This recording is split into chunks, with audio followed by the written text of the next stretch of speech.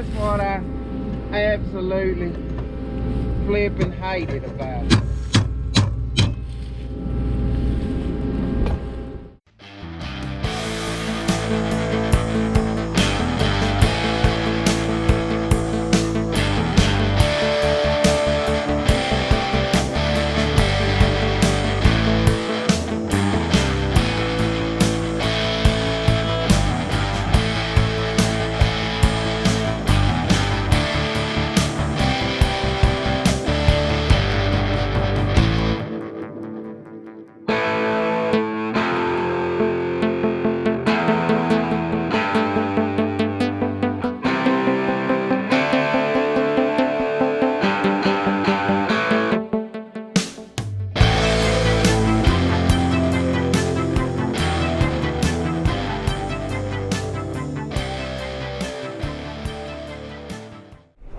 In case you can't tell, we're down here in the old hay field. There's a triangle right here that was the old hay field, and there was a fence row all the way around it here. And we cleaned that fence row off and put this in here with this big field. And then across the way, you see that green grass down there by the track hole. That was her field, and we swapped this for that with Daddy. And he's got a square hay field now, and we got a square row crop field. I know this old wheat in this hay field don't look like much, but it's making decent weight, like, you know, 60 to 70. We sprayed this with Gramoxone residual last fall. I guess it was just so thick that it come back. You know, it's still cutting 60 to 70. I can't believe it. I don't know where it's coming from. But that good weight up there on the hill was cutting about 90. And I don't know where it's coming from. This Pioneer definitely is not a showy wheat at all. It's one thing I like about it, it don't make near the straw that, well, I say that. It's a shorter type wheat than what I'm used to planting, and I like that about it. Be less straw to have to try to plant through. We're about to run the Pioneer up though.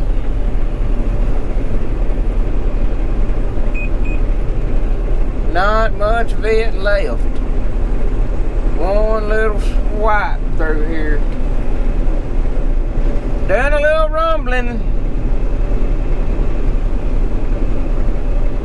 Wasn't no red combine eat this green stuff.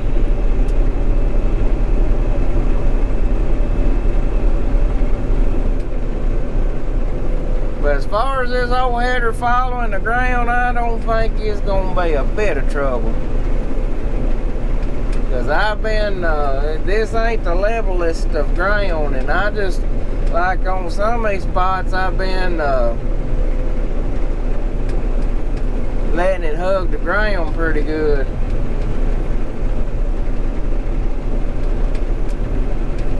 What I like about it on these old terraces, if this side gets high, well, you can just mash that side plumb to the ground, and that floating adapter, it'll push this side over, and you'll get all the heads. Ain't no, you got to cut with the terraces to an extent, but you can really work your way over them terraces. It's, I'm pretty impressed. I'm really enjoying running this header. From what I've seen, I see absolutely no reason at all it won't work for cutting soybeans. But the longer the day goes by, the faster I can walk across this field. And I imagine, well, that'll hold true up to a certain extent. It's almost 6 o'clock. That sun starts getting lower. It'll make that straw start getting tough. And this old combine, even though it's got good knives and hammers in the chopper, we gotta be really careful about running too late or starting too early, because we need this combine chop the straw up best it can so we can get a good stand of beans. This grass right here is my grassed waterways to help prevent and fight erosion. And man, this fescue, it loves them wheat ears. It loves them 3 shots of nitrogen. And what we're doing with them grassed waterways is we're just trying to prevent erosion, prevent a ditch. In my opinion, that's about the best thing you can use for them. But now they work a lot better if you keep them mowed and maintained. You really need to keep them mowed low so that they'll. If you let them get up big, the water will fill them up and it'll go down the sides of them. So you need to keep them mowed low, which has, you know, we have no way of getting in here to these, and then you've got that weed in there, so it kind of makes that a little difficult. But before the beans get up, we'll get our bush hog down here and come down here and bush hog them.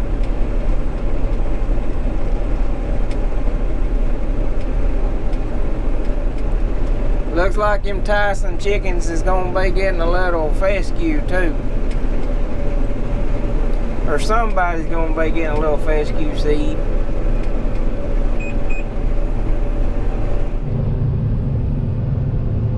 Too late, Robert. We have the pretty wheat. What's wrong with that wheat? It ain't as pretty as that wheat was cut, no. But that's pretty close to what it's supposed to look like. You ain't supposed to be able to see the drill tracks, and you ain't supposed to be able to see the ground. And you ain't supposed to be able to see but a big fluffy ball of heads coming in that header right there. Man, it's decent weight, you know, 95 to 115. Probably could have done a little better. There's always room for improvement.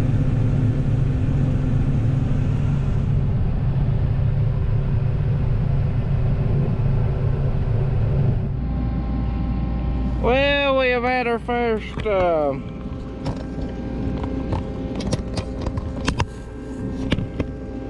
first mishap with the HoneyBee, and that's my fault. It is my fault, not the old header's fault.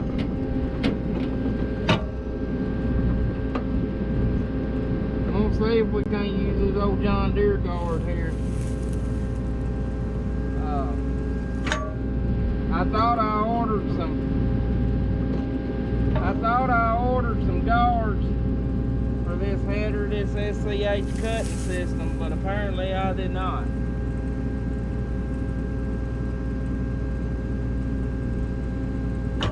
But what I can think this will work, this may have to do this old number right here.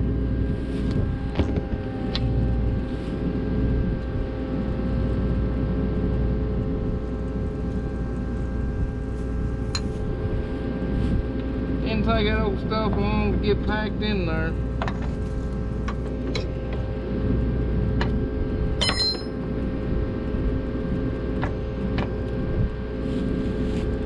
We may rob Peter to pay Paul type situation here.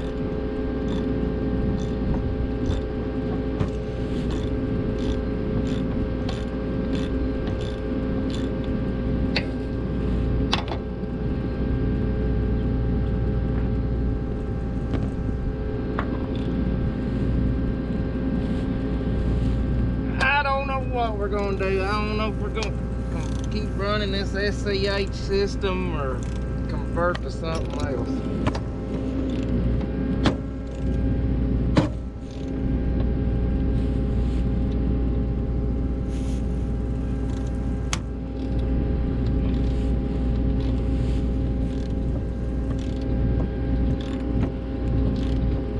I would prefer to have John Deere guards and sections in it, to be honest.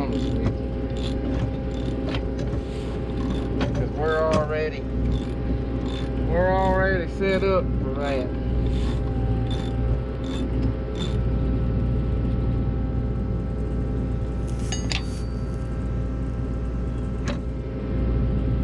I bet you $100 I ain't gonna be able to get this pried off. This was what I hated.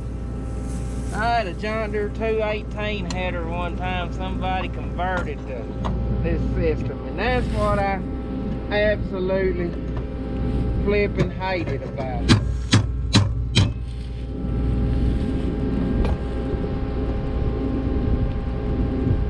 It don't have some kind of special type of gold there. Alright, sir, we got it figured out. I had to take one of these guards right here has the backs open. So I had to move it to here. This one right here I took off for absolutely no reason. And I got the John Deere guard right here, so.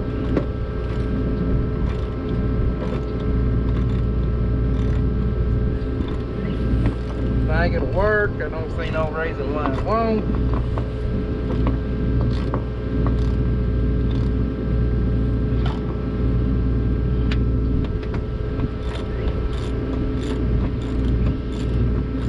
No, the SCH system does not like electric fence posts.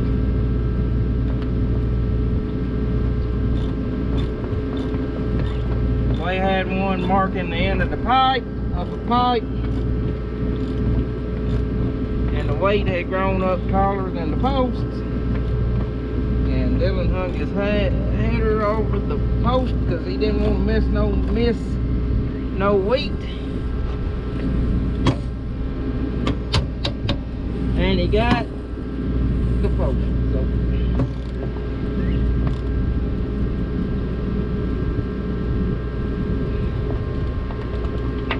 everything's still cutting good as of now.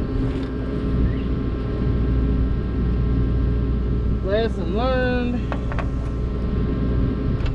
Right here on the reel, see, that goes like that right there, and the bolt just vibrated loose, so we got to put it in and get it tight. I brought several assorted sizes. Just making sure I assemble it all right.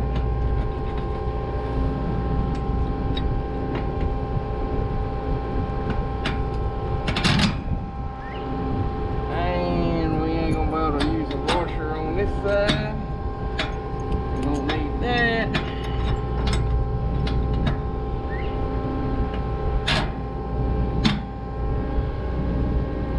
Are you kidding me?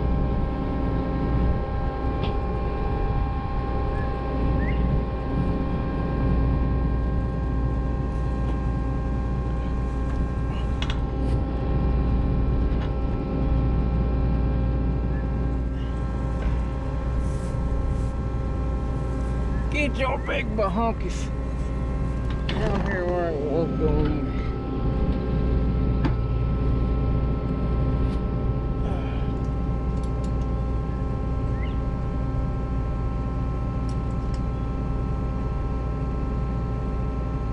Alright, let's see what I can do with that.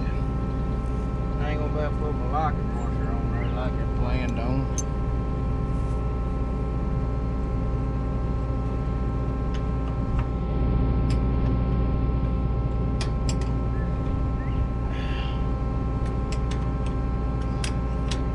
But we're gonna tighten it up so much it ain't gonna matter.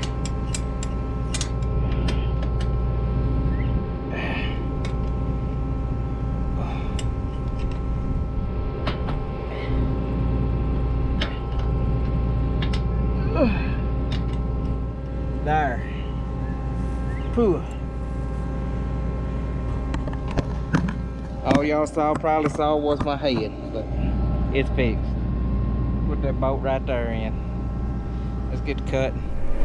Well, I thought I was gonna get this old bottom here finished and get moved in front of the shop and cut that later planted weight today, but don't know if I'm gonna make it or not.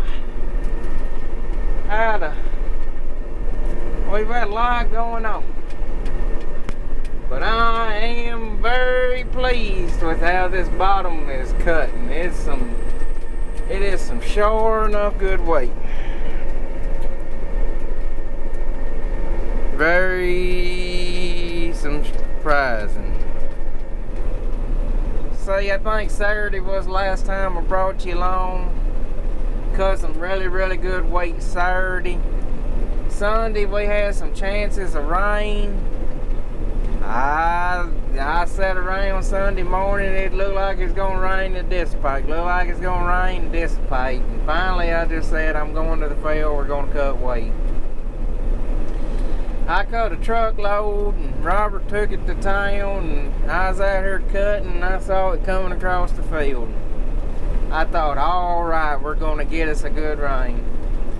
And to update you, you know how wet we was in earlier in the spring. I was fussing.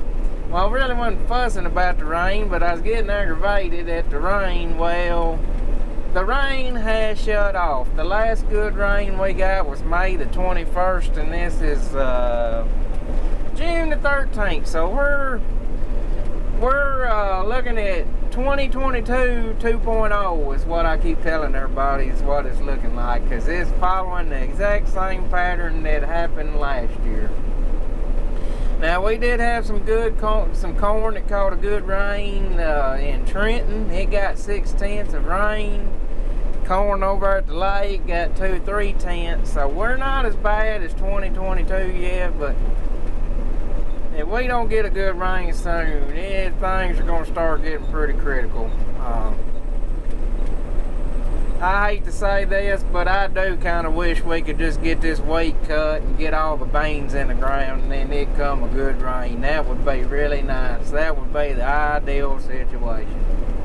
But if it wants to rain me out cutting wheat, I will not say a word. I will not complain one bit. Robert's over there on the farm where we started. He's planting soybeans. We're sticking them about 1.5 inches deep. And there's no moisture at 1.5 inches. We're just sticking them down there because that ground is so hard, and then when you get in an area where the straw is really thick, it is it'll either stick them right under the straw or 1/2 inch deep. So we want them all in the ground at least 1 inch deep. Moved the depth on the drill this morning. Robert had a flat tire on the drill tractor about halfway through drilling that 45-acre farm. But I'm super happy with this weight in the bottom. Probably gonna be the best weight we've ever cut in this bottom. Right now it's showing to be averaging 82. And that, I think about the best it's ever made is 68. So, done a lot of drainage work in this bottom that I think has really paid off. You see here we're fixing to cross one of them drains right now. They're a little aggravating to slow down and cross them drains, but it was time well spent. We still got a low spot here. I need to get on the field to even flag that spot where I can take that water into that drain. I think that's the only real spot I've seen that we lost any weight here. So I'll put a card to that video where we done all this drain work down here. I'll put a card to it up there in the. It'll be on the right hand corner on your screen. Hey, I ain't gonna complain about 82 down here in this bottom. Like I said, the best it's ever made 68. So I ain't gonna complain about her too much.